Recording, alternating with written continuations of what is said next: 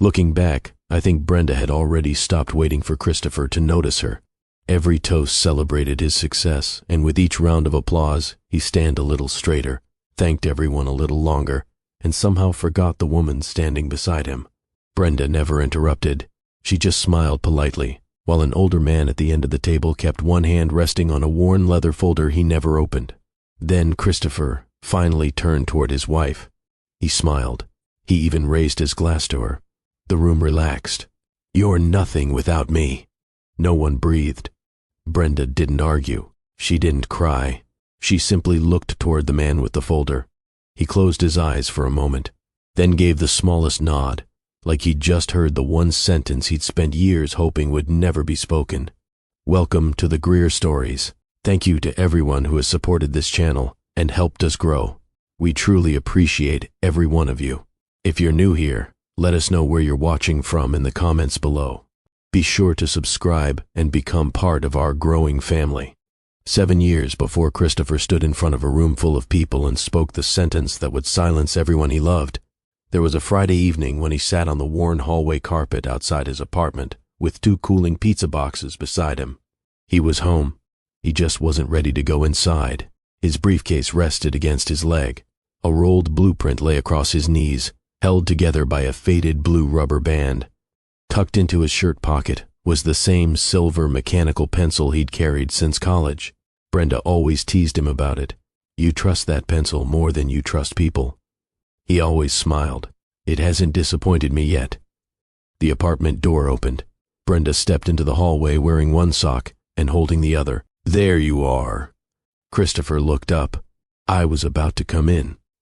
"You've been about to for a while." His smile reached his mouth. Not quite his eyes. She noticed. She always noticed. Without asking another question, she picked up the pizza boxes while he grabbed his briefcase. They walked inside together. Their apartment was small enough that 2 people couldn't open opposite kitchen cabinets at the same time. The sofa had come from Brenda's aunt. The coffee table leaned slightly because Christopher kept promising to fix it next weekend. The old speaker crackled every time it reached the chorus of their favorite song.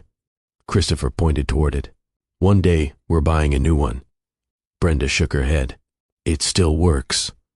"It sounds tired." "So do you." He laughed. "Fair enough." She opened the pizza. "Extra mushrooms." "You noticed." "I always notice." "And garlic knots." "I noticed those first." Christopher reached for one. She gently nudged his hand toward the sink. "Hands." "I've had a terrible day." "So have every subway pole in Brooklyn." He sighed dramatically. "My own wife. My own kitchen." Some traditions never needed explaining. They ate on the living room floor because they still hadn't bought a dining table. Christopher usually filled dinner with stories. That night, he mostly chewed. Brenda waited. Silence had never frightened her. After a few minutes, she asked, "How'd the presentation go?" "It was fine." "Just fine?" He nodded. She gave him room to answer. Instead, he looked down at his plate. "I said it was fine." The words came out harder than he'd meant. Silence settled over the room. Christopher rubbed both hands across his face. "I'm sorry." Brenda reached for another garlic knot. "I know. I wasn't upset with you."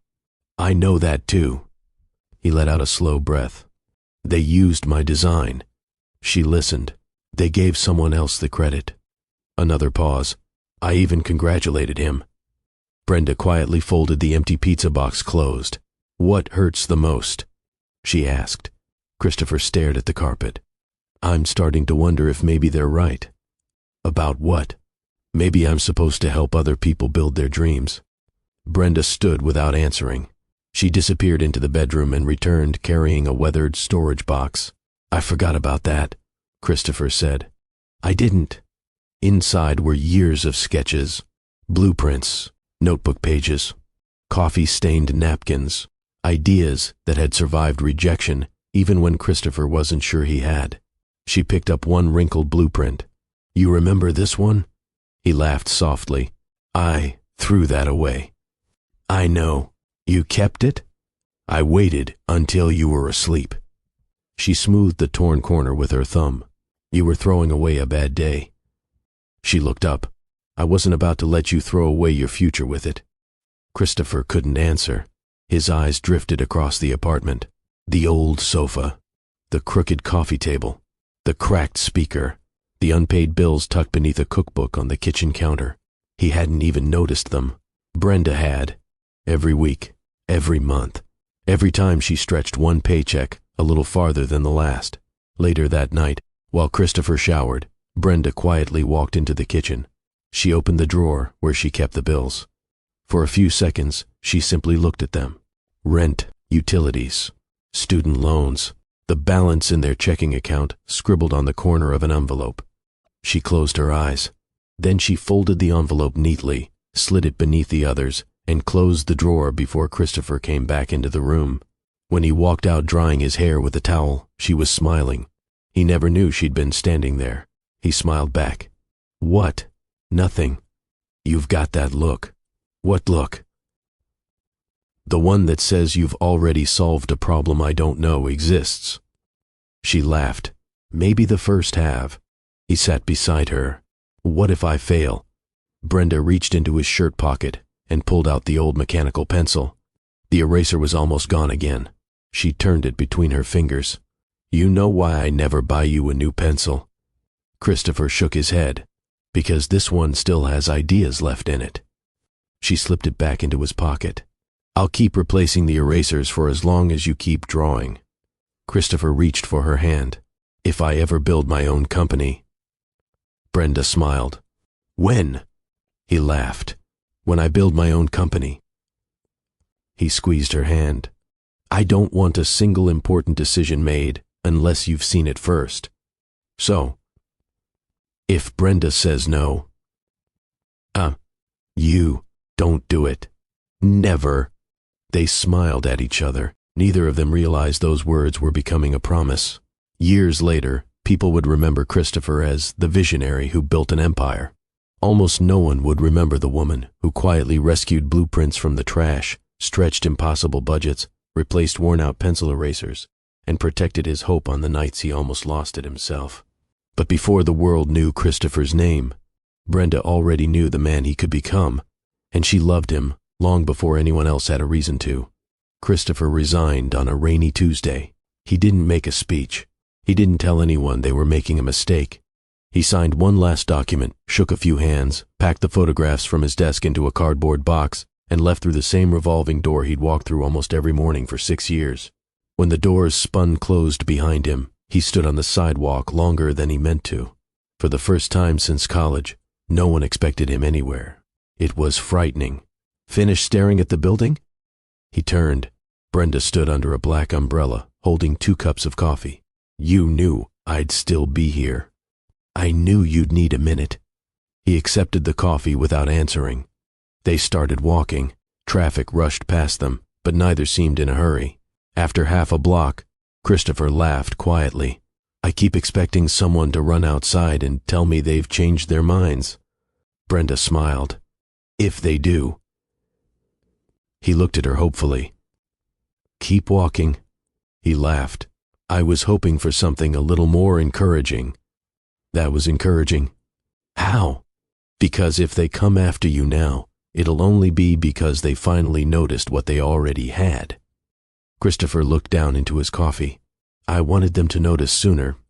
I know. She didn't tell him to stop caring. She knew some disappointments couldn't be talked away. Their apartment slowly disappeared beneath the company they were trying to build. The coffee table became a drafting station. The sofa collected tracing paper. The kitchen counter held invoices, floor plans, and unpaid utility bills that Brenda quietly stacked into neat piles before Christopher came home each evening. Whenever he apologized for the mess, she always answered the same way. It looks like progress. Some nights they worked until 2 in the morning. Christopher chased investors. Brenda studied neighborhoods. He measured buildings. She walked the streets around them. One Saturday afternoon she came home carrying a notebook full of handwritten observations. Christopher looked up from a blueprint. You've been gone 4 hours. I know. Where were you? The neighborhood. He frowned. You already saw the site. I wasn't looking at the site. She opened the notebook. I was watching people. Christopher smiled. What did people tell you? They never knew I was asking. She pointed to one page. Parents avoid the park after 5 because there aren't enough lights. Another page. Older residents carry groceries 3 blocks because there's no nearby seating. Another. Children cut across an empty lot because the sidewalk feels too long. Christopher leaned closer. None of those things appeared on the architect's survey. None of them appeared in the city reports. He looked at Brenda. How do you notice all this? I stopped looking at buildings. She tapped the notebook. I watch people trying to live around them. Christopher picked up his mechanical pencil. Without a word, he erased almost half the drawing. The playground moved. The benches multiplied. The entrances widened. The pathways curved toward where people naturally walked, instead of where the original design expected them to. Brenda watched quietly. There you are. Christopher smiled. I was wondering where that version of me went. You hired him back. Their first real client nearly became their last. Mrs. Alvarez owned 3 aging apartment buildings that everyone else had advised her to sell. Christopher spent nearly an hour explaining budgets, engineering reports, and renovation schedules. Mrs. Alvarez listened politely. Then she turned toward Brenda. You've hardly spoken. Christopher looked at his wife. Brenda smiled. I've been listening. What do you hear? I hear someone trying very hard not to sell the last thing her husband built. Mrs. Alvarez's eyes filled before she answered. Yes. Christopher slowly lowered the presentation folder. For the rest of the meeting, he hardly spoke. He listened instead. When they reached the parking lot, he let out a long breath. I would have lost her. Brenda shook her head. You would have impressed her. That's different. It is. He unlocked the car, but didn't get in. You heard something I completely missed. Brenda smiled. You were solving a construction problem. And you? I was listening to a widow. A month later, Mrs. Alvarez referred them to 2 more clients. Then 4. Then 6. The business slowly found its footing. Christopher became the face people remembered. He spoke confidently in meetings. Investors liked him. Banks returned his calls. His name started appearing on proposal covers. The first time it happened, he frowned. They forgot to add yours. Brenda looked at the cover. They probably assumed. Christopher interrupted. I'll have them reprint it. She smiled. It's fine. No. He picked up the phone. My partner's name belongs here too. The new copies arrived 2 days later. Christopher checked every one before the meeting began. Brenda noticed. She smiled without saying anything. Months passed. Clients began greeting Christopher before anyone else. At first, he always stepped aside. This is Brenda. Eventually, sometimes the introductions happened a little later, not because he meant to leave her out, because conversations started moving before he realized it. Once, after a successful presentation, an investor shook Christopher's hand and laughed. I've heard you're the genius behind this company. Christopher opened his mouth. For the smallest fraction of a second, he enjoyed hearing it. Then he glanced toward Brenda. Only half the genius. The investor laughed and walked away.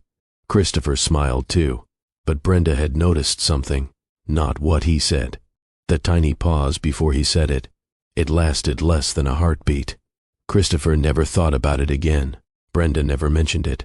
Neither of them understood that success rarely changes people all at once. Sometimes, it begins with a compliment that lingers just a second too long. That night, Christopher unlocked the apartment and dropped his keys onto the kitchen counter. He looked around at the scattered blueprints, the worn coffee table, the old speaker that still crackled in the chorus, and Brenda replacing the eraser on his favorite mechanical pencil. He smiled. What would I do without you? Brenda looked up. I guess we'll never have to find out. Christopher kissed her forehead. I hope not. She smiled back. So do I. Outside, the city kept moving. Inside, they believed they were still building the same dream together. Neither of them noticed that the world had quietly begun celebrating one name a little louder than the other. And sometimes, The smallest difference in applause is where the biggest changes begin. The first award almost didn't happen. Christopher wanted to stay at a construction site, arguing with a plumbing contractor, instead of sitting through what he called an evening of people congratulating each other. Brenda stood in the bedroom, fastening her earrings. They invited you. They invited the company. She smiled. Exactly. He looked at his tie in the mirror. I don't know why these things make me nervous. They don't. He glanced at her. What do you mean? You don't like being noticed? He laughed. I'd rather people notice the buildings. She walked over and straightened his tie. We'll see. The ballroom was louder than Christopher expected.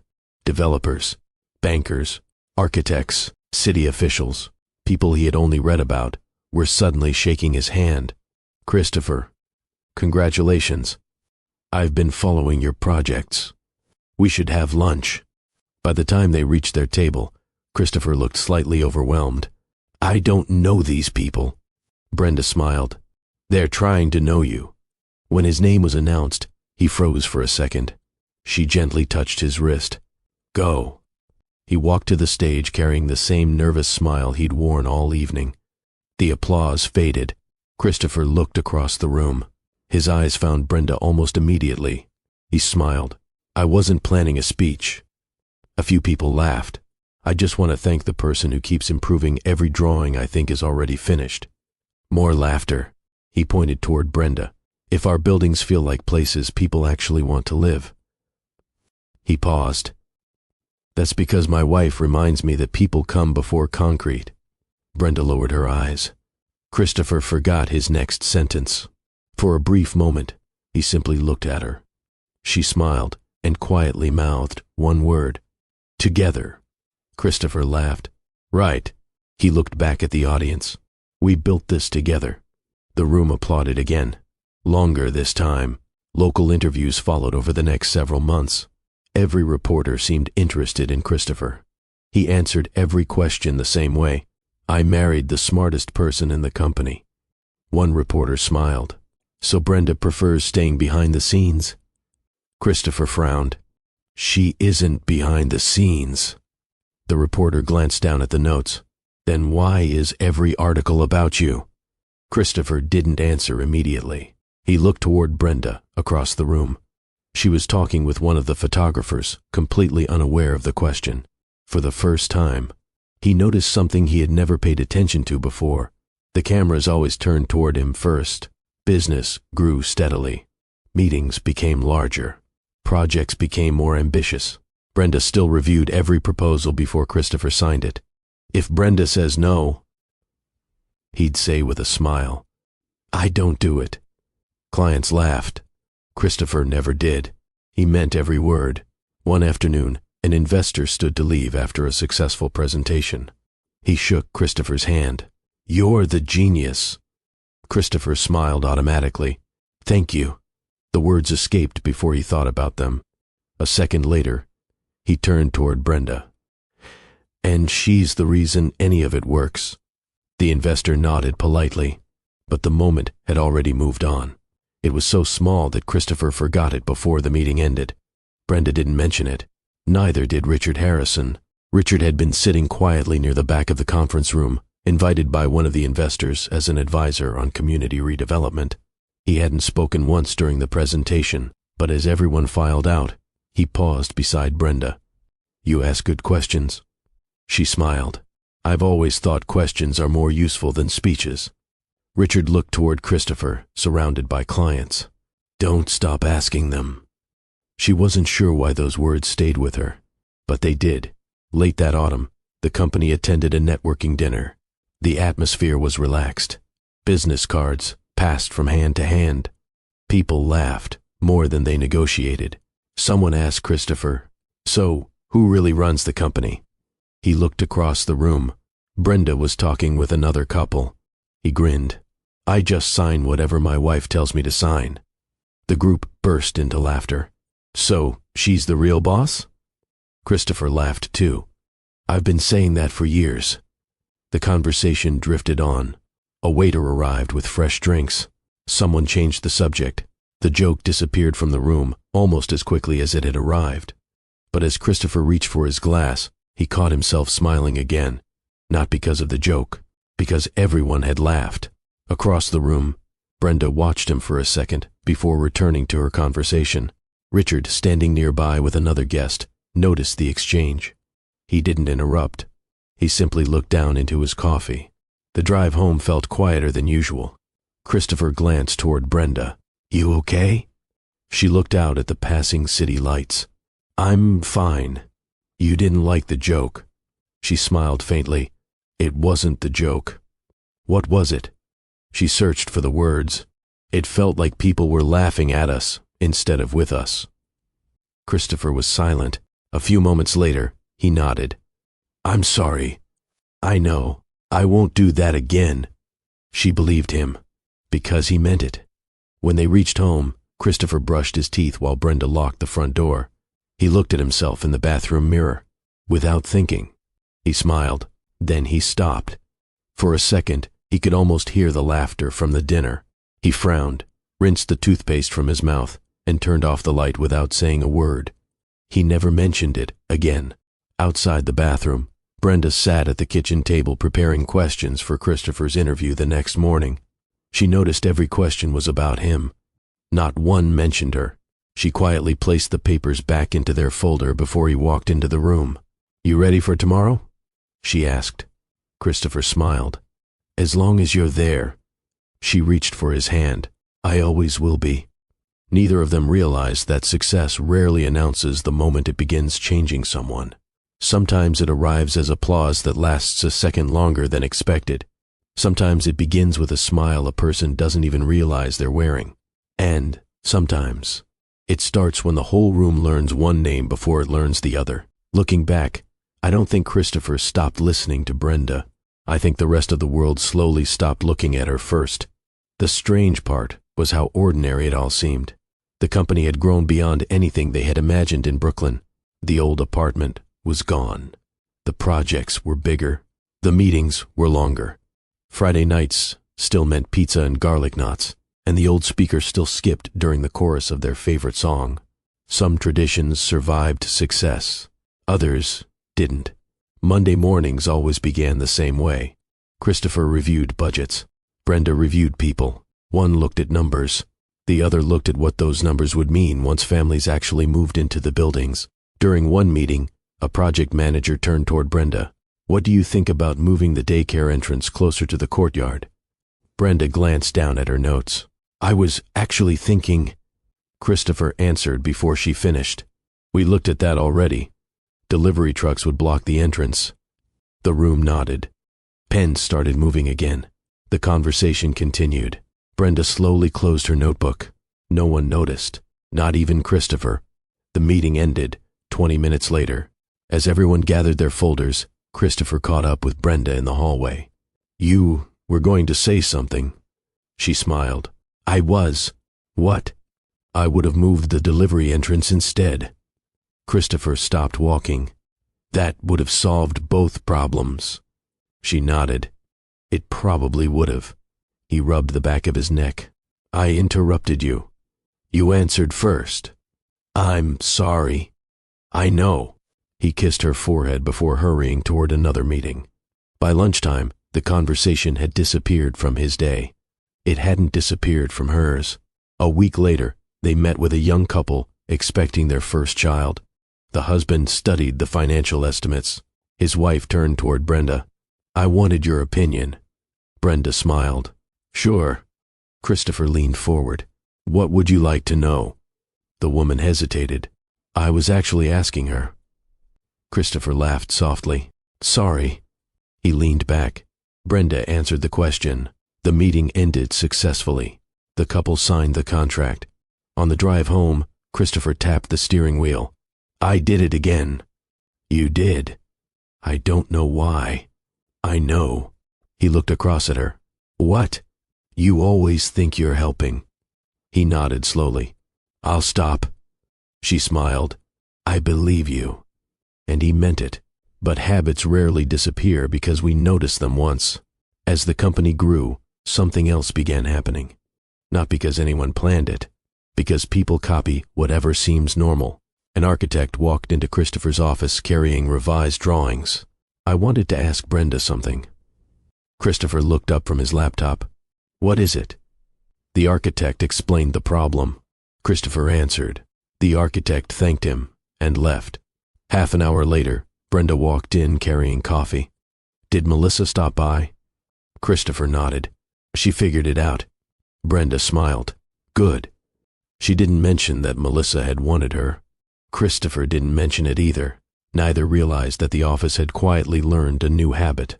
If Christopher answered first, everyone else stopped waiting. Several weeks later, a regional business magazine interviewed Christopher. The reporter smiled. "Your developments feel different." Christopher thanked her. What inspired the idea of designing neighborhoods around community life? Christopher answered without thinking. "I've always believed people should come before buildings." The sentence sounded natural.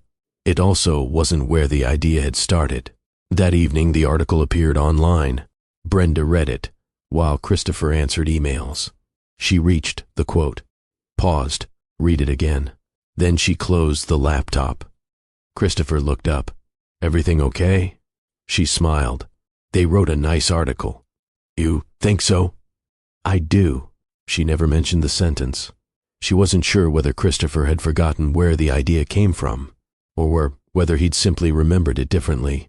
That uncertainty stayed with her much longer than the article itself. Richard Harrison noticed it too, not the article. Christopher. A month later, Richard toured one of their newest developments before considering another investment.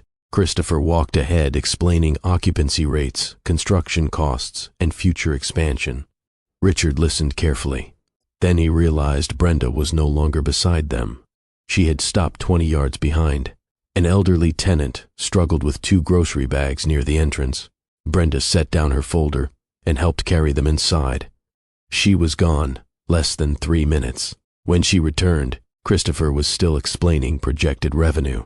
He hadn't noticed she'd left. Richard had. He didn't interrupt the tour. That evening, after returning home, Richard opened the worn leather folder he carried to every important meeting. He uncapped his fountain pen. Beneath several handwritten notes, he added one more line. "People applaud the man who enters the room. They remember the woman who makes them feel at home." He closed the folder without another word. The first time Christopher accidentally took credit for Brenda's work, he corrected it. The second time, someone else corrected it for him. The third time, no one corrected it at all. That frightened Brenda more than the mistake itself, because it meant the story people were telling about the company had begun changing, not through lies, through repetition. Friday night arrived. Christopher walked through the front door balancing pizza boxes. "I come bearing dinner," Brenda laughed, "and hopefully garlic knots." "Always." The old speaker crackled exactly where it always had. Christopher smiled. "We really should replace this thing. We've been saying that for years." "I know." He looked around the kitchen. For a moment, it felt like Brooklyn again. No reporters, no investors, no awards. Just the two of them. His phone vibrated. He glanced at the screen. "I'm sorry." Brenda looked toward the pizza. "It's work." "I know.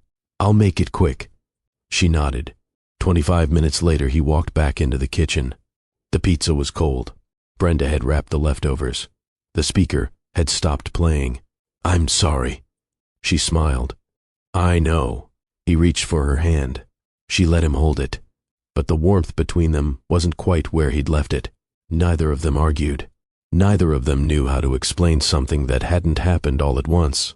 It had happened in meetings, in interviews, in introductions, in interruptions, in the tiny moments no one remembers while they're living them. Except, sometimes the smallest moments are the ones that rewrite an entire marriage. Looking back, I don't think Brenda ever believed Christopher was changing. At first, she believed he was tired. The company had doubled in size within 2 years. Projects stretched across the city. Investors wanted meetings. Reporters wanted interviews. Clients wanted Christopher. She kept telling herself that people under pressure sometimes became distracted. She never imagined distraction could slowly become a habit. One Monday morning, Christopher hurried into the conference room balancing coffee, blueprints, and his ringing phone. "I'm sorry," he said, dropping into his chair. "Traffic?" "No," Brenda smiled. "You forgot your briefcase." He looked down. "I did." She reached beneath the table and handed it to him. "You've been carrying everyone else's problems for weeks." He laughed. "And apparently forgetting my own." The meeting began. Melissa rolled out a large site plan. "I'd love Brenda's opinion before we decide." Christopher glanced at the drawing. "I think we should—" He stopped. Everyone looked at him. Then he looked toward Brenda. "Sorry." He leaned back. "You first." Brenda studied the plan. No one spoke while she looked. After nearly a minute, she pointed toward the center courtyard. "Move the entrance 20 feet. Melissa frowned. "That's all?" Brenda nodded. "People will naturally gather there instead." Christopher looked again. Within seconds, he saw it. He smiled. "I was solving traffic." Brenda smiled back. "You were, and you were solving loneliness." Melissa quietly whispered, almost to herself, "That's why we wait for Brenda." Christopher heard her. He smiled with genuine pride. He wasn't threatened. Not yet. By early summer, something else had quietly changed. Employees no longer waited for formal meetings. Rolled drawings appeared outside Brenda's office before sunrise. Someone left handwritten notes. "Need your eyes. Please don't let me miss anything. Whenever you have time." By Thursday afternoon, there were so many drawings stacked outside her door that the receptionist laughed. "We need a sign-up sheet." Christopher walked past, carrying coffee. He stopped, looked at the growing stack, then laughed. "I think my partner has become more popular than I am." Everyone laughed. Melissa smiled. "Not more popular." She looked toward Brenda. "Just harder to fool." The room laughed again. Christopher laughed with them. He never realized no one had disagreed with her. A week later, they visited one of their oldest completed neighborhoods. Children raced scooters beneath maple trees. Neighbors sat talking on the same benches Brenda had insisted on adding years before. Daniel Brooks waved from across the courtyard. "I was hoping you'd stop by." Christopher shook his hand. Daniel immediately turned toward Brenda. "I owe you an apology." She looked surprised. "For what?" "I fought you on these benches." Christopher smiled. "You definitely did." Daniel laughed. "I thought they wasted space." He nodded toward two elderly men playing chess beneath a tree. "I've replaced broken sidewalks." He pointed toward the gardens. "I've rebuilt retaining walls." Then he looked back at Brenda. "But those benches." He smiled. "They've repaired more loneliness than anything I've ever built." Christopher looked toward the courtyard. For a moment, something stirred in his memory. He could almost picture the meeting where someone had argued for those benches. Someone. He frowned slightly. Then another resident waved from across the street. The thought disappeared. Later that afternoon, a local television crew arrived. The producer adjusted Christopher's microphone. "We'd love you to explain your community-centered design philosophy." Christopher nodded. The camera light turned red. "I've always believed." He paused, only for a second, "that buildings should make people feel connected." The sentence sounded completely natural. Across the courtyard, Brenda looked up. Years earlier, sitting cross-legged on a tiny apartment floor in Brooklyn, she had smiled and said, "People don't fall in love with buildings. They fall in love with how they feel inside them." Christopher wasn't stealing her words. He genuinely believed they were part of his own thinking now, not because he wanted them to be, because he'd repeated the idea so many times that he no longer remembered where it had first been spoken. Brenda watched the interview finish. She smiled when the crew thanked Christopher. She didn't feel angry, only thoughtful. On the drive home, she almost mentioned the interview. Almost. Instead, she asked, "What do you want for dinner?" Christopher smiled. "Pizza?" She laughed. Some things never change. She let the conversation move on. She wasn't avoiding the subject. She simply believed there would be a better time. Richard Harrison stood behind the camera crew during the interview. He didn't interrupt. He didn't speak afterward. That evening, alone in his study, He opened the worn leather folder.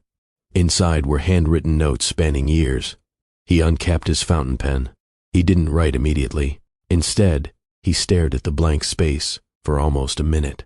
Finally, he wrote one sentence. The most dangerous changes are the ones that feel like memories instead of choices. He closed the folder.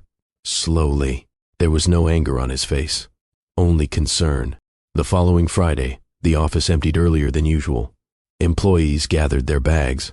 Melissa paused outside Brenda's office. "I forgot to tell you something." Brenda looked up from a drawing. "What is it?" "I got the promotion." Brenda smiled. "I knew you would." Melissa laughed. "I don't think I would have without you." She hesitated. "Can I ask one favor?" "Of course." "When people ask who taught me." She smiled. "I'm telling them your name." Brenda looked down for a second before answering. "Tell them you learned from all of us." Melissa shook her head gently. "I did." She smiled. "But I learned how to care from you." After she left, Brenda sat quietly for a moment. She wasn't thinking about the compliment. She was thinking about Christopher. She wished he'd been there to hear it. Not because she needed him to be proud of her, because she knew he would have been. That was the hardest part. The man she missed wasn't gone. He was still there. He still reached for her hand every night. He still kissed her goodbye every morning. He still thanked her more often than most husbands ever would. And yet, somewhere between the applause, the interviews, and the growing company, they had begun remembering the same journey in slightly different ways. Neither of them could see how far those memories would eventually drift apart, but someone else could. Richard closed the leather folder, rested his hand on the cover, and quietly whispered to the empty room, "Not yet." Because he still believed Christopher would remember on his own. He just didn't know how much history could disappear before a man realized he was forgetting the person who had built it beside him. Looking back, I don't think Richard Harrison invested in Christopher's company because of the numbers. The numbers were excellent. He'd seen excellent numbers before. They rarely impressed him anymore. People did. Christopher's presentation lasted nearly an hour. Growth forecasts, construction schedules, financing, market demand. When he finished, the room applauded politely. Richard thanked him. "One question." Christopher smiled. "Of course." Richard looked past him. "Brenda." She looked up, surprised. "If a child walks into one of your neighborhoods for the first time, what?" He folded his hands. "What do you hope they remember 20 years later?" The room became still. Brenda didn't answer immediately. She studied the site plan for a moment, then smiled. "I hope they don't remember the buildings." A few investors exchanged puzzled looks. Richard didn't. "What do you hope they remember?" "The feeling that they belonged there." Silence. She pointed toward the courtyard on the drawing. "If children know their neighbors." Another section. "If older people aren't afraid to sit outside." Another. "If parents stop looking over their shoulders every few seconds." Oh, she smiled. "Then, the architecture has already done its job." Richard leaned back. No one spoke. Christopher watched Brenda with quiet admiration, the same expression he'd worn years earlier whenever she talked about people instead of concrete.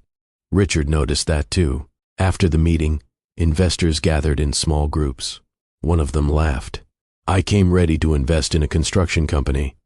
Richard smiled. "And?" "I think I just met a company that builds communities." Richard looked across the room. Christopher and Brenda were talking quietly beside the scale model.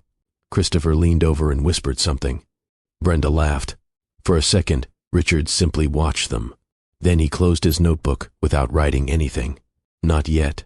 One meeting wasn't enough. Months later, Richard visited one of their first completed developments. He arrived without announcing himself. Christopher greeted him with a hard hat already in hand. "I'll show you everything." For nearly 40 minutes, Christopher explained budgets, engineering decisions, occupancy rates, and future expansion. Richard listened. Every answer was thoughtful. Every answer made sense. As they reached the central courtyard, an elderly woman called out from a nearby bench, "Miss Brenda." Brenda turned. The woman slowly walked over, using a cane. I wanted you to see this." She pointed toward a row of flower beds. "My granddaughter planted those." Brenda smiled. "They're beautiful. We all sit here every evening." She laughed softly. "Nobody rushes home anymore." Christopher smiled politely. Richard noticed something. Christopher had already started walking toward the next building. Not because he didn't care, because he assumed the tour should continue. Brenda stayed behind another minute, listening to the woman's stories. Richard stayed too. When they caught up with Christopher, Richard asked only one question. "Do people often stop Brenda like that?" Christopher smiled. "All the time." He sounded proud. Richard nodded. Still, he didn't write anything. Several weeks later, Richard attended an internal design review. No speeches, no cameras, just employees gathered around a table. Melissa rolled out a drawing. "I'd like Brenda to look at this before we send it." Christopher smiled. "So would I." The room laughed. Brenda studied the drawing. She asked 3 questions, not one suggestion. 3 questions. By the time Melissa answered the last one, she looked back at her own design. "Oh." She reached for a pencil. "I see it now." Christopher smiled. "I missed that too." Melissa laughed. "I think we all did." Richard sat quietly in the corner. He wasn't watching the drawing anymore. He was watching the room. Nobody seemed afraid of Brenda. Nobody was trying to impress her. They simply trusted her. That stayed with him. Another season passed. The company won another regional award. After the ceremony, reporters surrounded Christopher. Camera flashes followed him across the ballroom. Richard happened to be speaking with another investor when he noticed Brenda slip away unnoticed. Curious, he followed at a distance. She hadn't left because she was upset. A young receptionist had spilled a tray of drinks in the hallway. Brenda was kneeling on the floor, helping her gather broken plastic cups. "It's okay," Brenda said. "It happens." The receptionist looked embarrassed.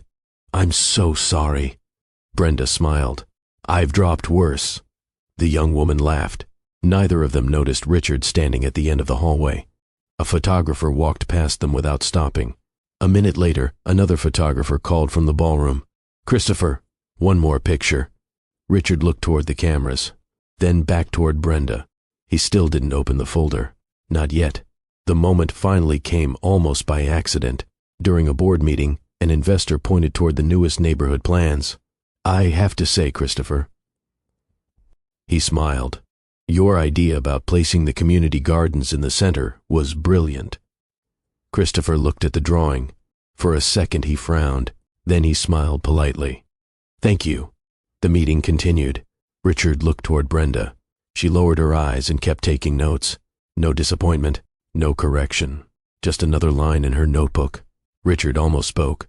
His fingers even lifted from the table. Then he stopped. He looked at Christopher. Christopher wasn't stealing credit. He genuinely believed the compliment belonged to the company. And somewhere along the way, the company had begun sounding like him. Richard closed his hand again. He said nothing. That evening, he returned home, carrying the worn leather folder. He placed it on his desk, opened it, read the empty page for a long time. Only then did he write. "Christopher builds structures." He stopped, thought about the elderly woman, Melissa, the receptionist, the children playing in the courtyards. Then he added another line. "Brenda builds belonging." He rested the pen across the page. For several moments, he considered writing more. Instead, he quietly closed the folder. The story wasn't finished yet. Neither was Christopher. Christmas arrived a few weeks later. The office emptied early. Employees laughed around the reception desk while Christopher thanked everyone for another successful year. When the applause ended, he looked across the room. "Before anybody leaves," he smiled toward Brenda, "none of this happens without my partner." The room applauded again. Richard watched carefully. Maybe, he thought, maybe I've been worrying too soon. He smiled to himself. Perhaps Christopher still remembered. As the party ended, a journalist approached. "Christopher, could I get a quick interview before you leave?" "Of course." Christopher followed the reporter into another office. Without thinking, everyone else followed him. The room emptied in seconds. Brenda stayed behind alone, folding wrapping paper and collecting empty coffee cups. No one had forgotten her. They had simply followed the direction attention naturally moved. Richard looked from the empty room to Brenda, then down at the leather folder beneath his arm. He didn't open it. He simply understood something he hadn't understood before. Forgetting someone rarely begins with one cruel decision. Sometimes it begins when the whole world keeps turning toward the same person, and eventually, even that person forgets to turn back. Looking back, I don't think Christopher became insecure because people admired Brenda. He had admired her long before anyone else did. What changed was who was doing the admiring. When the people Christopher had spent years trying to impress began describing Brenda as the creative heart of the company, something inside him shifted, not loudly, not all at once, just enough that he stopped hearing certain things the same way. The conference in Chicago had already been a success before the presentation even ended. Questions ran over schedule. Business cards disappeared from the registration table. Developers asked for follow-up meetings. Christopher should have been celebrating.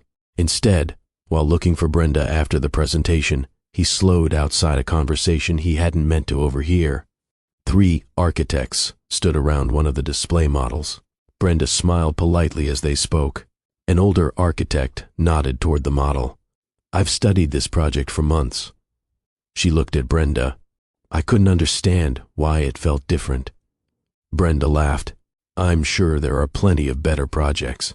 "There are." The woman smiled, "but not many that feel remembered." Another architect folded his arms. "Christopher builds beautiful developments." He paused. "You build places people miss after they've moved away." Christopher stopped walking. Nobody noticed him standing there. The words weren't insulting. They weren't comparing one spouse against the other, yet they stayed with him long after the conversation ended.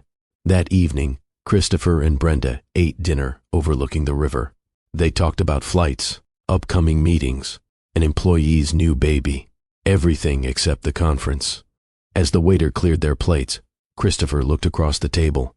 "Can I ask you something?" "Always. When people compliment your work." She smiled. "I usually assume they're complimenting ours." "What if they're not?" She looked at him for a second. "I've never really thought about it." "You should." She tilted her head. "Why?" Christopher shrugged. "I don't know." Neither of them mentioned it again. 2 weeks later, a magazine interviewed Christopher in the company's conference room.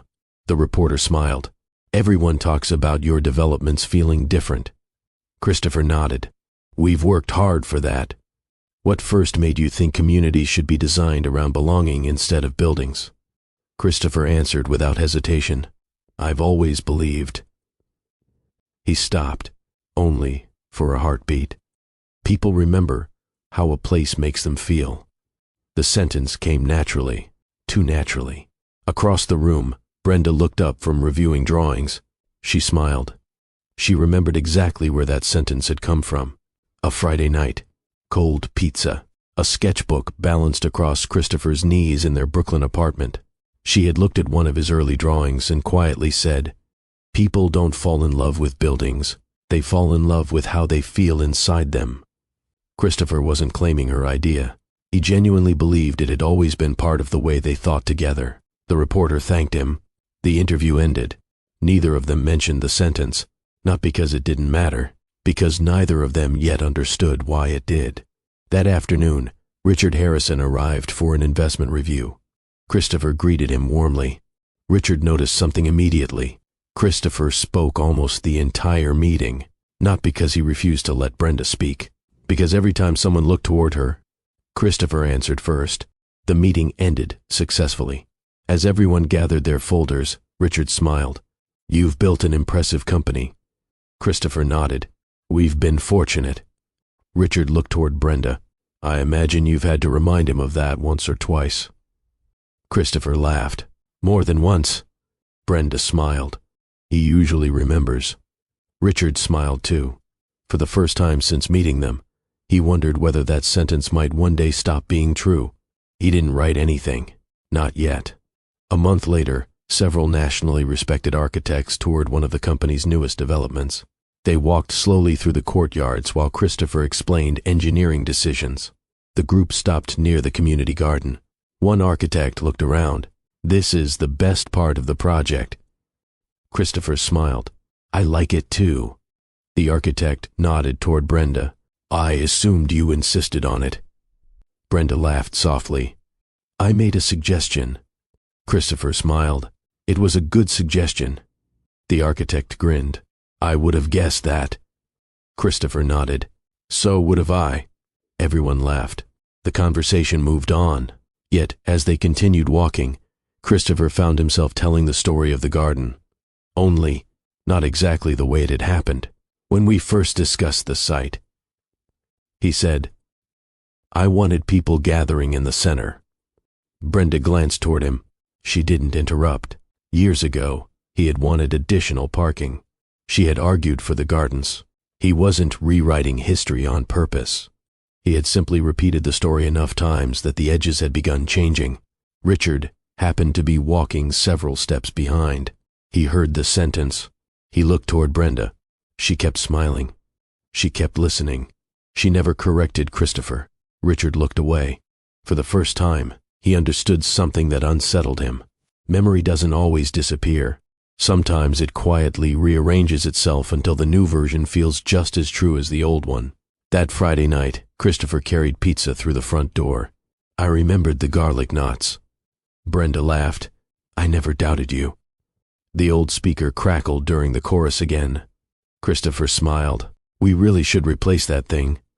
"You've been saying that for 5 years." "I know." They laughed together. For a while, it felt like Brooklyn again. Christopher found an old photo album on the bookshelf. They sat on the floor turning pages. There they were in their first apartment, covered in drywall dust, holding blueprints, dancing barefoot in the kitchen. Christopher smiled at one picture. "I remember drawing this first neighborhood all night." Brenda looked at the photograph, then back at him. "You did." She smiled warmly. "And then you threw it away." Christopher frowned. "I did? You said it wasn't good enough." He laughed. "I don't remember that." "I climbed into the trash and rescued it." Christopher stared at the picture for several seconds. Slowly, he smiled. "I can't believe I'd forgotten that." Brenda reached over and squeezed his hand. "That's why there are 2 of us." Christopher smiled back. "I'd be lost without your memory." She laughed. "I'll keep reminding you." He believed her. She believed him. Neither of them realized that, one day, there would be memories no photograph could settle. Because photographs preserve moments. They don't preserve the stories people eventually tell themselves about those moments. And somewhere, almost too quietly to notice, Christopher had begun telling himself a slightly different story. Looking back, I don't think Brenda rented the little studio because she wanted to leave her marriage. She rented it because she was afraid she was slowly leaving herself. The building stood on a quiet Brooklyn side street, only a few blocks from the apartment where she and Christopher had once spent entire weekends arguing over sketches spread across the floor. The neighborhood had changed. So had they. But when she unlocked the studio door for the first time, the silence felt familiar. It wasn't lonely. It felt like someone had finally stopped talking long enough for her to hear her own thoughts again. The room was small. One drafting table, a second-hand bookshelf, a kettle for tea. Morning sunlight reached the windows for less than 2 hours before the neighboring building stole it away. Christopher helped her carry in the last box. He looked around the unfinished room and smiled. "So, what?" "It looks exactly like our first apartment." She laughed. "Only cleaner." He set another box on the floor. "I'm glad you're doing this." "You are?" He looked surprised by the question. "Why wouldn't I be?" "I don't know." He shrugged. "I miss seeing you excited about drawing." He reached into his jacket pocket and handed her an envelope. The landlord needed a guarantor. She looked down. His signature covered the last page. "You signed it? You didn't think I was going to let paperwork stop you." She looked at him for a long moment. "Thank you." Christopher smiled. If this place helps you feel like yourself again. He squeezed her hand. It's already worth it. As he walked downstairs, Brenda watched him through the window until he disappeared around the corner. She smiled. For a moment, she wondered if she'd worried for nothing. Her first client was the neighborhood librarian. The budget was barely enough to cover paint and furniture. Christopher would have called it a passion project. Brenda called it important. Instead of measuring shelves, she watched children. One little boy always chose the darkest corner in the room. A girl dragged a beanbag chair beside the window every afternoon before opening the same book.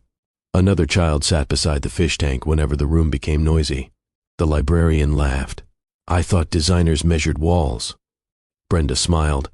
I measure habits first. Several weeks later, the reading room reopened. Nothing about it looked expensive. Parents noticed something else. Children stopped asking when they could go home.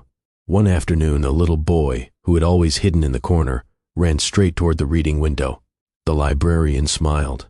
He says this side of the room feels safe. Brenda looked through the glass. She smiled, not because the room looked beautiful, because it felt different. Small projects followed. A neighborhood cafe, an elderly couple adapting their apartment after a stroke, a community center that wanted newcomers to feel less intimidated walking through the front door. Nobody hired Brenda because she was famous. They hired her because someone else quietly said, she'll understand. Each project reminded her of something she hadn't realized she'd been missing.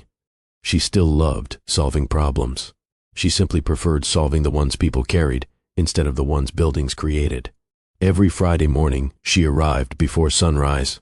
She unlocked the studio, made tea, opened the windows, then unlocked the bottom drawer. Inside rested a plain envelope, unsigned divorce papers. She never rushed. She placed them on the desk, wrapped both hands around her mug, looked out toward the waking street. Every week, she asked herself a different question. The first Friday, am I hurt? The next, am the first lonely? Another week, am the first disappearing? Then one rainy morning she whispered, or is Christopher simply lost? She folded the papers, returned them to the drawer, locked it again, every single Friday, not because she couldn't decide, because she refused to make the biggest decision of her life on the worst day of her week. The studio slowly began changing. A thank you card from the library appeared on the wall, then a child's drawing of the reading corner. Later, a handwritten letter from the elderly couple. I cooked dinner standing beside my wife for the first time in 11 months. Brenda pinned it beside the window. One afternoon, she found an old photograph from their Brooklyn apartment. Christopher sat cross-legged on the floor holding a blueprint upside down while pretending to understand one of her sketches. She laughed out loud before placing the picture beside the letters. The studio wasn't becoming an office. It was becoming a reminder of why she'd started all this in the first place. Christopher visited whenever his schedule allowed. Never for long, sometimes 10 minutes, sometimes 20. He always looked happier there. One afternoon, he noticed the old mechanical pencil resting in the ceramic mug. He picked it up. I bought this for you. Brenda smiled. No, I didn't? You borrowed it so often that I finally told you to keep your own. Christopher laughed. I honestly remembered it differently. She gently took the pencil from his hand. We both used it. He smiled. I guess memory gets strange. He said it as a joke. Brenda laughed with him. But after he left, she held the pencil for a long time. It wasn't the mistake that stayed with her. It was how completely certain he had sounded.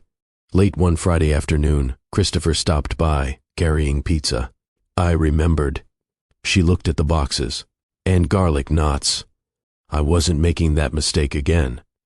They ate sitting on the floor because the studio still didn't have a proper table. Christopher looked around. I like this place. So do I. It feels... He searched for the word. Honest. She smiled.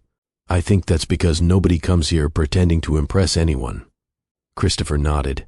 I miss that. She looked at him. What? Us. The room became very still. He reached across the pizza boxes and took her hand. I know I've been busy. You have. I'll do better. She believed he meant it. Because he did. Christopher wasn't pretending. He genuinely wanted to become the husband she remembered. The tragedy was that wanting to remember and actually remembering are not always the same thing. As Christopher gathered the empty pizza boxes, he looked around for tape. I know I left some here somewhere. He reached toward the bottom drawer. Brenda spoke before she even realized she had. No. He looked up. She smiled quickly. Wrong drawer. Christopher laughed. I swear I never know where you keep anything. He opened another cabinet instead. The moment passed. He never knew what rested inside the drawer he'd almost opened. After he left, Brenda stood alone in the quiet studio. She unlocked the drawer once more, looked at the unsigned papers, then at the photograph of the two of them sitting on the floor in Brooklyn. She slowly closed the drawer without touching the papers. Outside, evening settled over the street. Inside, the woman Christopher had fallen in love with was quietly finding her way back. The heartbreaking part was that she was returning at the very moment Christopher was beginning to lose sight of who she had always been. Neither of them could see it yet. The audience could. Looking back, the most dangerous season in our marriage wasn't when everything felt broken. It was the season when everything started feeling normal again. Because that's when we stopped looking for what still needed to be repaired. It began on an ordinary Tuesday. Brenda opened the apartment door and caught the faint smell of garlic and butter before she even stepped inside. Christopher looked up from the stove.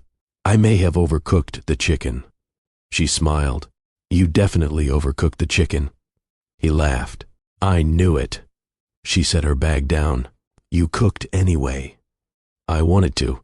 There were no candles, no apology speech, no anniversary, just two people eating an imperfect dinner without either phone joining them at the table. When Brenda looked up halfway through the meal, Christopher was already looking at her. What? He smiled. I forgot how much I missed hearing you tell stories. She laughed. I've been talking this whole time. I know. He shrugged. I've been listening. She hadn't realized how much she'd missed that. The small things returned first. Christopher began asking about the Brooklyn studio every evening.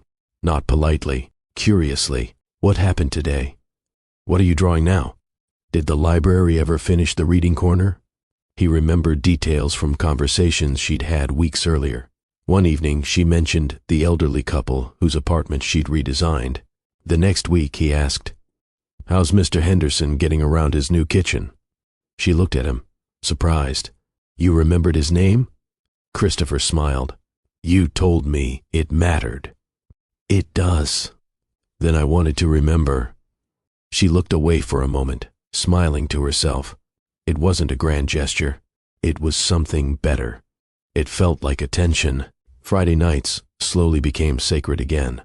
Pizza, garlic knots, the old speaker that still skipped in the same place. Christopher finally picked it up one evening. I'm fixing this. Brenda laughed. You've said that for years. I know. He carried it to the kitchen table. Half an hour later, music filled the apartment without skipping once. Brenda looked genuinely impressed. You fixed it. He smiled. I figured if we've kept something this long. He looked at her. It deserves another chance before we replace it. Neither of them mentioned the marriage. Neither of them had to. A week later, Christopher arrived at Brenda's studio carrying breakfast. I come bearing coffee. And? Cinnamon rolls. She laughed. You remembered. I remember more these days. They ate beside the window, while morning light reached across the drafting table. Christopher wandered around the room, looking at the letters pinned to the wall. He read every one of them. Slowly. One letter described how children now stayed at the library until closing. Another thanked Brenda for redesigning a wheelchair-accessible kitchen. Christopher folded the letter carefully. I've spent years measuring successful projects by occupancy. He looked around the room. You measure them by whether people stay. Brenda smiled. I learned that from someone. Who? She looked at him. You. Christopher frowned. I don't remember saying anything that wise. You didn't.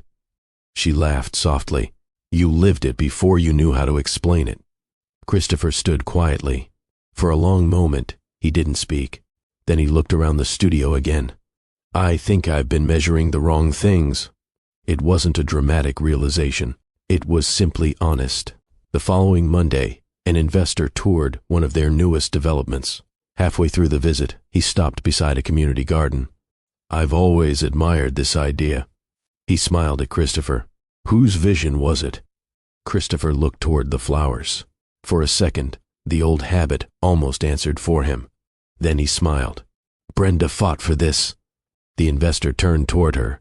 What made you insist on it? Brenda explained how shared spaces helped strangers become neighbors. The investor listened carefully. When she finished, he smiled. I wish more companies thought that way. Christopher laughed. They don't. He looked toward Brenda. That's why I married her. The group laughed.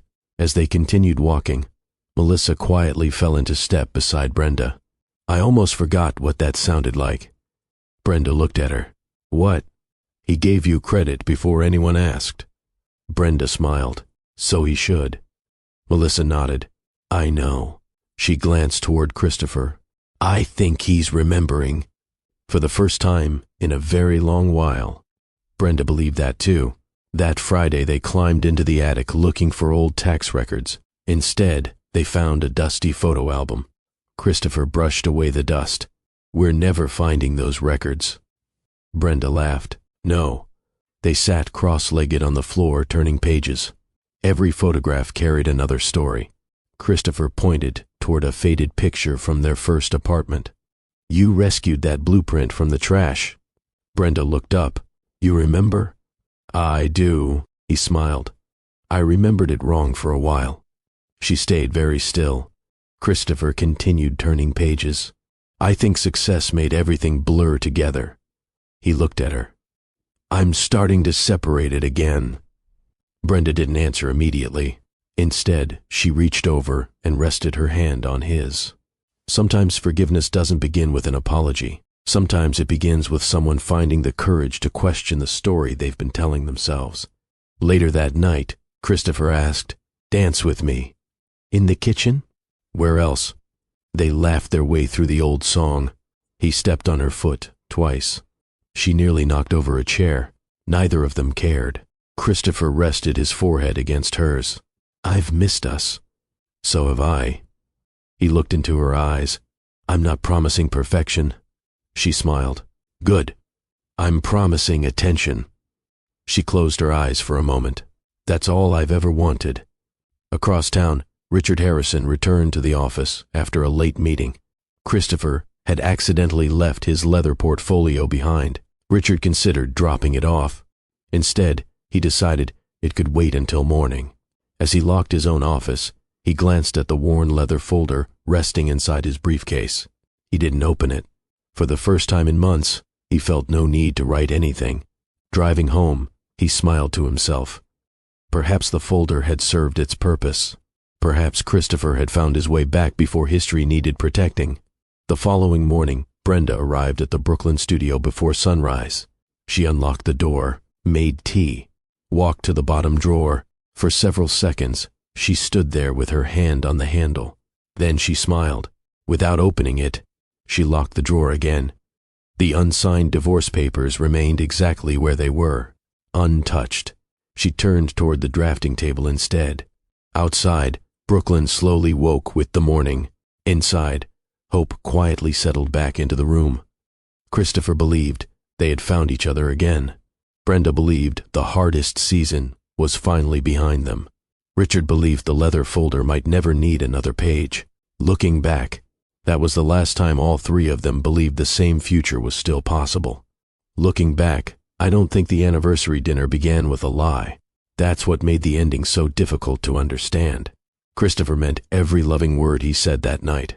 At least, he believed he did. The private dining room overlooked the Manhattan skyline. The city shimmered beneath the windows while old friends, investors, architects, employees, and longtime clients slowly filled the room.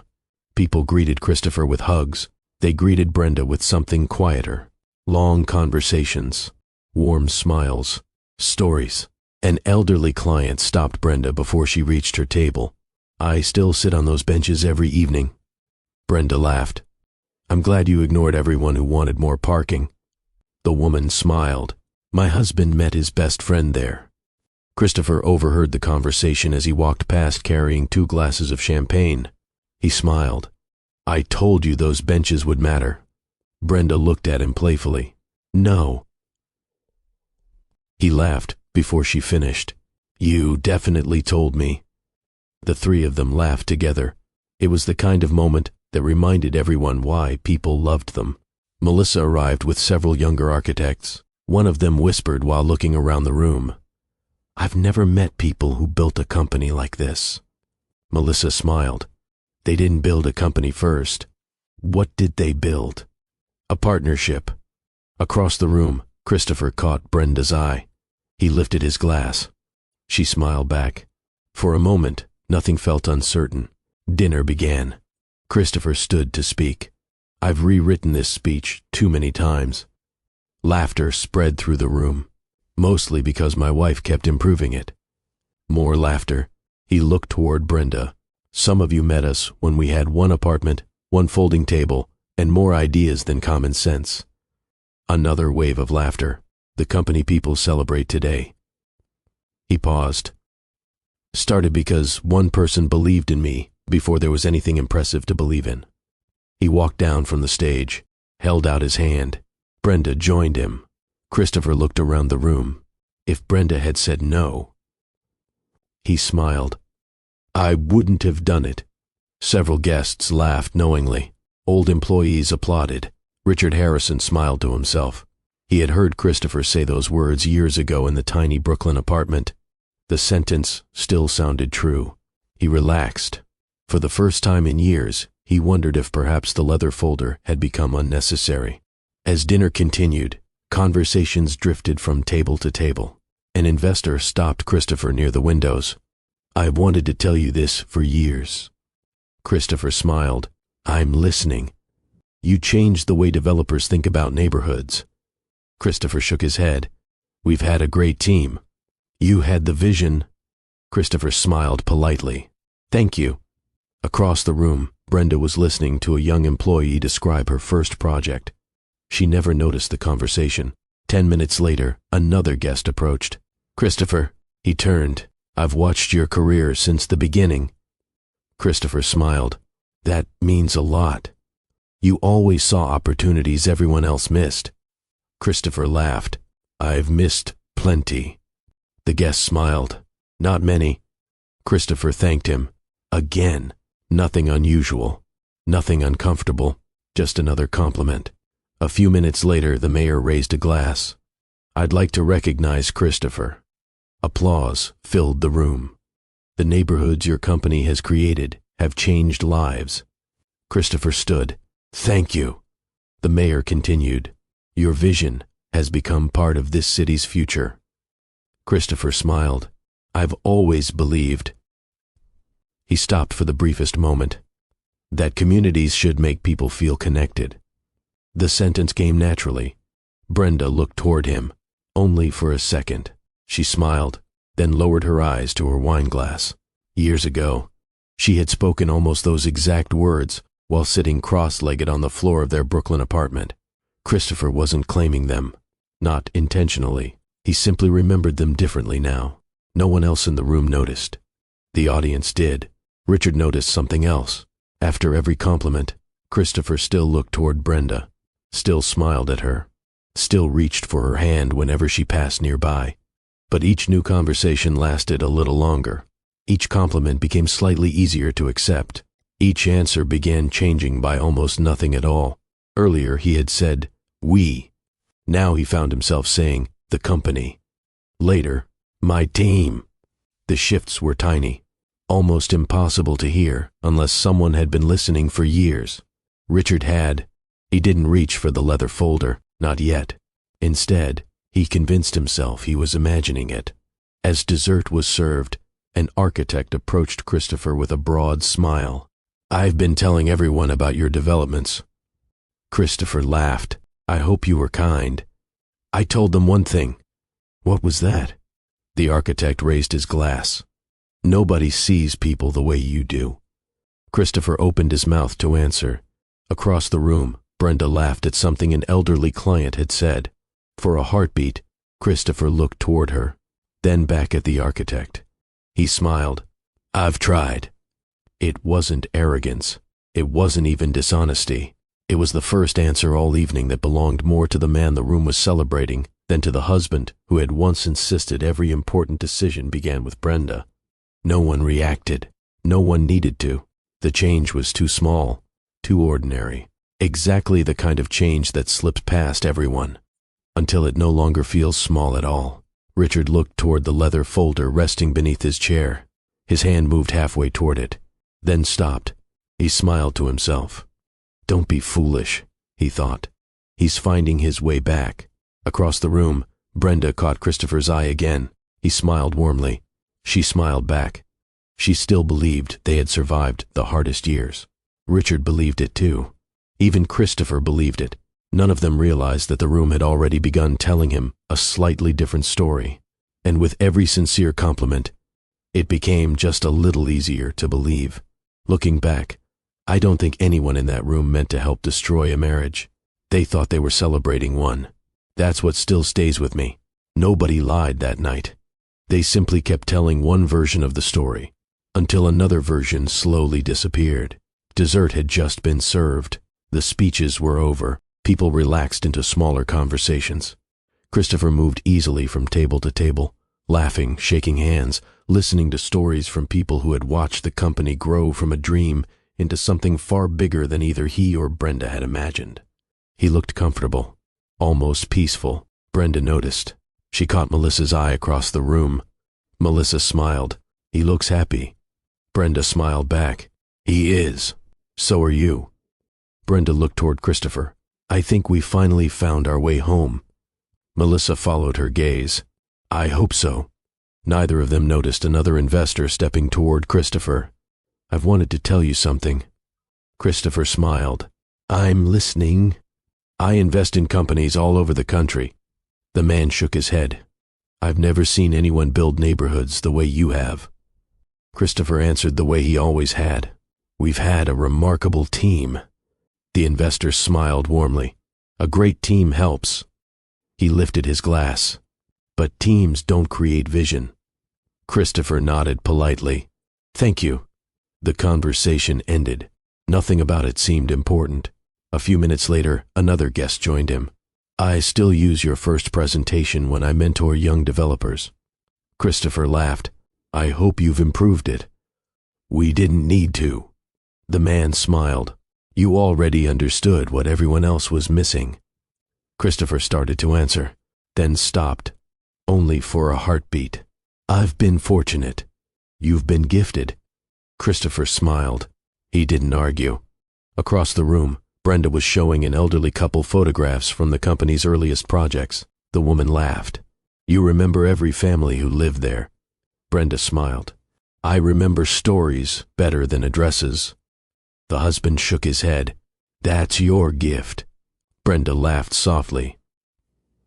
I've always thought it was ours. The evening continued. Conversation flowed naturally. Then the master of ceremonies returned to the microphone. I have one last request. The room quieted. I'd love to hear a few memories from the people who watched this company grow. The first speaker was an early banker. When everyone else walked away, he smiled toward Christopher. You never stopped believing. Applause. Christopher thanked him. The second speaker was a contractor. You worked harder than anyone I've ever met. More applause. Christopher smiled again. The third speaker was a city planner. I've always admired your ability to see what a neighborhood could become. Christopher nodded. I appreciate that. Every memory was true. Every compliment was sincere. Yet each one quietly placed Christopher a little closer to the center of a story that had once belonged to two people. Richard Harrison sat silently near the back of the room. For the first time all evening, he stopped listening to the words. He started listening to Christopher's replies. At the beginning of the night, Christopher had answered, We, then, our company. Now he found himself saying, My vision. Not deliberately, not even confidently. The language had simply drifted there. Richard frowned, then looked toward Brenda. She was smiling proudly at her husband. She still believed they were celebrating the same story. Another guest stood, a nationally respected developer. I've spent 30 years in this business. He looked around the room. And I can honestly say, I've never met anyone who understands communities better than Christopher Walker. Applause filled the room again. The developer continued, You changed the way this industry thinks. Christopher smiled. I've tried. The man laughed. No, you succeeded. More applause. Longer this time. Christopher stood in the middle of it. He looked almost embarrassed. Then something subtle happened. Instead of searching for Brenda with his eyes, he looked around the room, listening, accepting, believing. A younger developer laughed from another table. I guess the rest of us should have hired Christopher 10 years ago. Another voice answered, We'd all be retired by now. The room laughed. Someone else added, Brenda had the easiest job in the room. More laughter, not cruel laughter, the kind people offer when they assume everyone already agrees. Brenda smiled politely. She knew it was a joke. Christopher laughed too. He looked toward Brenda, still smiling, still believing he was joining the fun, still completely unaware that the room had been quietly rewriting his memories all evening. He shook his head. You all make her sound more important than she was. The laughter softened. Someone chuckled uncertainly. Christopher smiled wider, trying to rescue the joke, trying to keep everyone laughing. Come on. He looked directly at Brenda. You know it's true. Another brief laugh. Then Christopher said the sentence that would divide every memory in that room into before and after. You're nothing without me. Christopher kept smiling. He waited for the laughter to come back. It didn't. The silence felt strange enough that his smile hesitated. He looked toward the nearest table. Nobody laughed. He looked toward the investors. No one moved. He looked at Melissa. She stared at him as though she hadn't understood what she'd heard. Only then did Christopher's smile begin to fade. Not because he suddenly realized what he had meant, because he suddenly realized everyone else had heard something he hadn't intended to say. Across the room, Brenda slowly placed her wineglass on the table. Carefully, almost gently, she straightened the folded napkin beside her plate. Then she looked at Christopher. There was no anger in her face, no embarrassment, only the quiet expression of someone who had spent years hoping one sentence would never be spoken aloud. She didn't defend herself. She didn't correct him. She didn't need to. The room already remembered too much. Richard looked first at Christopher, then at Brenda, then around the room. He waited. Surely someone would speak. Surely someone would laugh it away. Surely Christopher himself would hear what he had just said. Nobody did. Only then did Richard reach beneath his chair. He didn't rush. He didn't sigh. He simply placed the worn leather folder on the white tablecloth. For the first time that evening, the room stopped celebrating success, and without anyone saying another word, it began remembering how that success had truly been built. Looking back, I don't remember anyone rushing to speak. I remember people looking at one another, as if they were all waiting to find out whether they had heard the same sentence. Christopher was the first to move. He let out a short, nervous laugh. I didn't mean... The words faded before he finished them. No one interrupted. No one challenged him. The silence wasn't punishing him. It was giving everyone time to understand what had just happened. Across the table, Brenda carefully placed her wineglass beside her plate. Not because her hands were shaking, because she didn't want to drop it. She looked at Christopher. Her expression wasn't angry. It wasn't defeated. It was the look of someone who had spent years hoping one sentence would never be spoken where other people could hear it. Christopher held her eyes for a moment, then looked away first. Richard Harrison stood. There was no drama in the movement. He picked up the worn leather folder that had rested beneath his chair for years. He walked to the center of the table, set it down gently, opened it. Inside were dated pages, handwritten notes, folded photographs, and meeting cards collected over 8 years. He didn't begin reading them. He didn't clear his throat. He simply removed one page, folded it once, then slid it across the table until it stopped in front of Christopher. Christopher looked down. 2 handwritten lines, nothing else. Christopher builds structures. Brenda builds belonging. He frowned slightly. "What's this?" Richard answered quietly. "A note." "When did you write it?" "The day I decided to invest." Christopher looked back at the paper. "I don't understand." Richard met his eyes. "I know."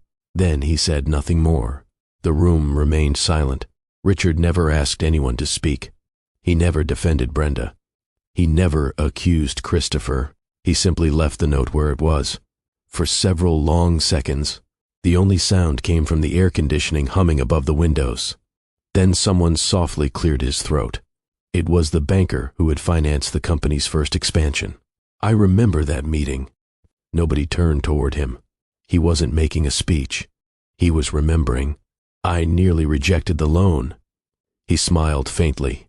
"I went home convinced the numbers didn't work." He looked at Brenda. "Then you asked me one question." He laughed under his breath. "I've never forgotten it." She smiled gently. "You wanted to know whether I still remembered it." "I do." He nodded. "You asked what kind of neighborhood I hoped my grandchildren would grow up in." He looked around the room. "I approved the loan the next morning." A pause. "For years, I've told people Christopher convinced me." He looked at the note again. "I don't think that's completely true." Silence settled once more. Not uncomfortable. Reflective. Daniel, the construction foreman, rubbed the back of his neck. "I've been telling the park bench story wrong." A few people smiled. Daniel looked embarrassed. "I always say Christopher convinced me." He shook his head. "He didn't." He looked toward Brenda. "You asked me to spend one Saturday sitting in the courtyard before we poured more concrete." She nodded. "You remember." "I do now." He smiled sadly. "I remembered the result." He looked down at the table. "I forgot who got me there." Melissa spoke without raising her hand, almost as though she were thinking out loud. "My first design review." She smiled nervously. "I always tell people Christopher encouraged me." She looked toward Brenda. "He did." Then she laughed quietly.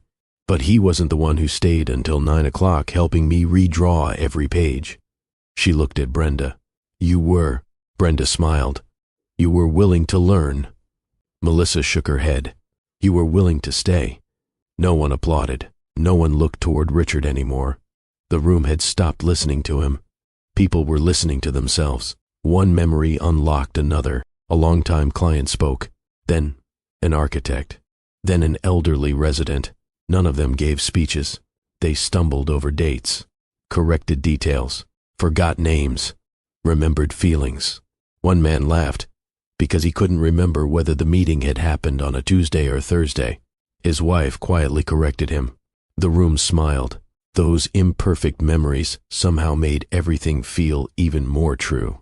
The elderly woman who had lost her husband slowly stood. She rested one hand on the back of her chair. "Christopher." He looked at her immediately. "You built the place where I lived." His eyes softened. She smiled toward Brenda. "But every Thursday after my husband died." Her voice caught for a moment. "She sat in my kitchen and drank terrible tea with me." A few people smiled through damp eyes. The woman laughed softly. "It was awful tea." Brenda laughed too. "I never learned." "No." The woman smiled. "But you kept coming anyway." She looked back at Christopher. "I've thanked you for the apartment many times." Then she looked at Brenda. "I don't think I've ever properly thanked you for helping me believe it was still a home." Christopher wasn't hearing accusations. That was what unsettled him most. No one sounded angry. No one sounded rehearsed. They were simply correcting stories they had unintentionally shortened over the years. He looked again at Richard's handwritten note, then around the room. The banker, Daniel, Melissa, the elderly woman. Each memory added something back that had quietly disappeared. Not from history, from his history. Finally, Christopher looked at Richard. "Why did you keep this folder?" Richard didn't hesitate. "Because I hoped I'd never need it." Nothing more. No lecture. No judgment. Just the truth. Christopher lowered his eyes to the note again. His thumb rested against the edge of the paper. Very quietly, almost to himself, he whispered, "I don't remember." He stopped. The room waited. He looked at Brenda, then back at the note. His voice was barely audible. "I don't remember when I stopped saying we." No one answered him. No one could, because the answer wasn't hidden in the leather folder. It wasn't in the applause. It wasn't even in the sentence he had spoken a few minutes earlier. It had happened slowly, across years of success, across hundreds of conversations, across countless moments that had seemed too small to matter, until one ordinary word had quietly disappeared from the story Christopher told himself about the life they had built together. Looking back, I don't think Brenda ended the marriage because Christopher stopped loving her. She ended it because, somewhere between success and applause, he slowly stopped needing her voice. The anniversary dinner simply became the first night they both saw it clearly. The room remained silent. Christopher still held Richard's handwritten note. Christopher builds structures. Brenda builds belonging. He read the two sentences again. Then, once more. Each time they seemed less like words on paper and more like a mirror he had spent years avoiding. He looked at Brenda. "I'm sorry." His voice barely carried across the table. "I know," she answered gently. There was no bitterness, only certainty. Christopher searched her face. "If you know." He swallowed. "Why does this feel like the end?" Brenda looked at him for a long moment before answering. "Because an apology can heal a moment." She paused. "But it can't erase a pattern." No one in the room interrupted. Richard remained standing where he was. Melissa quietly wiped her eyes. The banker looked down into his coffee cup. Even the waiters seemed to understand that clearing another plate could wait. Brenda slowly stood. She didn't address the guests. She addressed the only person who mattered. "For months I believed I was trying to answer one question." Christopher listened. "I thought I was deciding whether I still loved you." A faint smile crossed her face. "I kept waiting for the answer." She looked toward Richard's note. It never changed. Christopher's breathing slowed. "You still love me?" "I do." Those three words filled the room with a hope that lasted only a heartbeat. Then Brenda quietly continued, "I was simply asking the wrong question." She reached into her handbag. The familiar manila envelope rested inside. Christopher recognized it immediately. "The drawer." She nodded. "Every Friday." He remembered reaching toward it. He remembered her stopping him. Wrong drawer. He had laughed. She hadn't. "I never signed these after an argument." Brenda rested the envelope on the table without pushing it toward him. "I never signed them after a bad week." "I never signed them because I stopped loving you." She looked directly into his eyes. "I signed them this morning because I finally understood what I had been trying to decide." Christopher waited. The room waited with him. Brenda spoke so quietly that everyone leaned forward to hear. "It was never about love." Another pause. "It was about whether you still needed my voice." Christopher closed his eyes. Those words reached somewhere much deeper than the insult he had spoken. Brenda smiled sadly. "Do you remember our first apartment?" He nodded without opening his eyes. "The blueprints all over the floor. The cold pizza. The speaker that skipped during the same song every Friday." A tear rolled down Christopher's cheek. "I remember." She nodded. "So do I." Then she asked the question that had quietly lived beneath their entire marriage. "What was the first thing you asked me every time we started a new project?" Christopher answered without thinking. "What do you think?"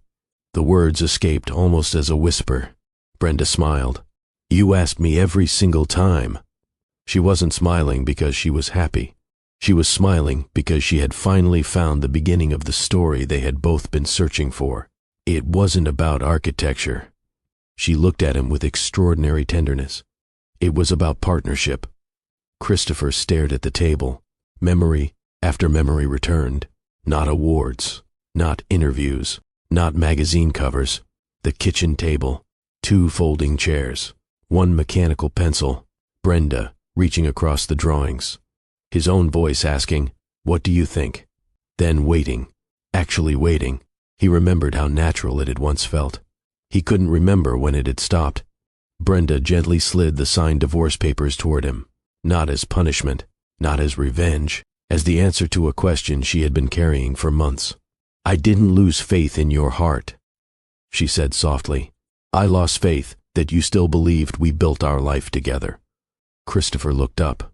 She continued, "You never stopped loving me." She smiled through tears. "You simply stopped inviting me into the places where your biggest decisions were made." Another silence settled over the room. This one felt different, not heavy, honest. Brenda stepped around the table. She stopped beside Christopher instead of across from him, just as she had stood beside him through every important season of his life. She turned Richard's handwritten note so it faced him perfectly. Then she rested one hand lightly over his. "I'm not leaving because you failed," she whispered. "I'm leaving because the man who once asked me, 'What do you think?' slowly stopped asking." Christopher lowered his head. He finally understood that losing those 4 words had changed far more than the way they communicated. It had changed the way they belonged to each other. Brenda picked up her coat. She thanked Richard with a grateful nod. She hugged Melissa.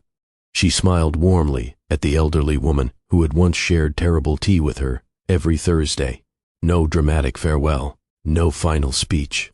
She simply walked toward the door. Christopher stood instinctively, not to stop her, only to watch. He knew, perhaps for the first time in years, that asking her to stay before becoming the man she had married would only repeat the same mistake in a different form. The dining room doors closed softly behind her. Christopher looked down. The signed divorce papers rested beside one hand. Richard's note rested beneath the other. Between them lay the life they had built together. For years he had believed he lost Brenda because of one sentence spoken in a crowded room. Now he understood something far more painful. He had been losing her one ordinary conversation at a time, one interrupted sentence, one forgotten memory, one public compliment accepted without sharing, one meeting where he answered before she could. And one day, without ever meaning to, he stopped asking the 4 words that had built both his marriage and his greatest success. The weeks after the anniversary dinner passed quietly. There were no public scandals, no dramatic headlines, no ugly courtroom battles. Christopher signed the divorce papers without contest. For the first time in years, the silence in his life wasn't peaceful. It was honest. At work, something subtle began to change. Employees naturally started mentioning Brenda's contributions in meetings. Longtime clients shared stories Christopher had forgotten. Investors remembered that many of the company's strongest relationships had begun with conversations Brenda started, not contracts Christopher signed. Nobody tried to rewrite history. They simply stopped leaving her out of it. Christopher never argued. He listened. Sometimes he corrected people, not to defend himself, but to give Brenda the credit he had slowly stopped giving over the years. The hardest part wasn't losing awards or recognition. It was realizing how many of his greatest successes had always been shared successes. Meanwhile, Brenda remained in her small Brooklyn studio. She accepted projects most large firms ignored: a neighborhood daycare, a veterans center, a family shelter, an aging church. People didn't come because she was famous. They came because someone always told them the same thing: she'll listen before she starts drawing. Her calendar slowly filled, not because she chased success, because people felt understood. One afternoon, Melissa visited the studio carrying coffee. "I've been offered a promotion." Brenda smiled. "You earned it." Melissa laughed. "I also wanted to tell you something." "What?" "I ask every client the same question now." Brenda looked at her. Melissa smiled. "What do you think?" Brenda lowered her eyes for a moment and smiled. Some lessons don't disappear. They simply find new people to carry them forward. Nearly a year later, Christopher found himself walking through the same Brooklyn neighborhood where everything had once begun. The old pizza shop was still there. The bakery still filled the street with the smell of fresh bread. Only one thing had changed. Brenda's studio now occupied the busiest corner of the block. He stopped outside the window without going in. Inside, Brenda sat with a young couple reviewing plans for their first home. The husband pointed toward the drawing. Then he stopped. He looked at his wife and smiled. "What do you think?" He waited. He didn't speak again until she had finished. Brenda smiled quietly across the table. She didn't realize Christopher was standing outside. He looked through the glass for a long time. Then his eyes settled on a framed photograph hanging near Brenda's desk. Their first apartment. Pizza boxes on the floor, blueprints everywhere, a jar of white lilies on the windowsill, two people smiling at a future they hadn't built yet. Christopher smiled through tears. At last, he understood. He hadn't lost Brenda because of one sentence spoken at an anniversary dinner. He had lost her through hundreds of ordinary moments when he slowly stopped asking for the one voice that had always made his life, his marriage, and his work better. He turned and walked away without disturbing her. Some stories end with people finding their way back to each other. Theirs ended with something quieter, one person finally understanding what the other had been trying to protect all along. Because love may begin with admiration, but it survives through something far less dramatic. The daily choice to make the person beside you feel seen, heard, and respected. Before you leave, I want to ask you the same question that quietly followed this story from beginning to end. At what point do you think Christopher really lost Brenda? Was it the night he said, "You're nothing without me"? Or did he lose her much earlier, the day he stopped asking? What do you think? I'd genuinely love to hear your thoughts, because I have a feeling every person watching will see a different moment. Share your answer in the comments below. And if this story stayed with you, if it reminded you of someone, taught you something, or simply made you pause for a moment, please subscribe and become part of the Greer Stories family. Every week, we tell stories that don't just entertain. They stay with you long after the screen goes dark. Until next time, take care of the people who help build your life. Sometimes the smallest questions protect the greatest love.